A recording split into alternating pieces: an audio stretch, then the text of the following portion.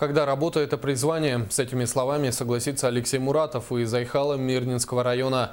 Он машинист экскаватора, карьера Комсомольский, Айхальского горнообогатительного комбината. 37 лет Алексей Муратов верен одной профессии. Рудный склад «Карьера Комсомольский». Спецагрегатом ловко управляет ветеран Алроса Алексей Муратов. С техникой опытный машинист на «ты». 37 лет проработал на экскаваторах разных видов. Себя в другом месте не вижу. Поэтому мне кажется, я попал на свое место.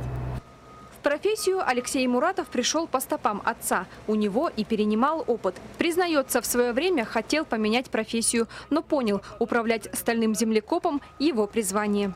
С Алексеем Борисовичем мы уже работаем давно, около 10 лет.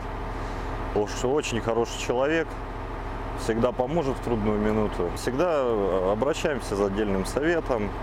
С карьером Комсомольский у Алексея связано 10 лет жизни. В коллективе в первую очередь его отмечают как трудолюбивого сотрудника. Передовик производства обучает молодежь, да и техника всегда в рабочем состоянии. Для этого на всякий случай у Алексея Муратова все инструменты с собой. Коллектив хороший. Но то, что Алроса стабильная организация, мне нравится здесь работать.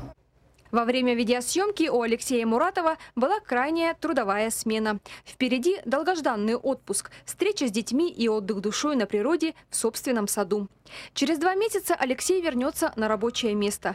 Трудиться на благо Алроса он планирует еще несколько лет. Оксана Мезенцева, Александр Домонтович, телеканал «Алмазный край».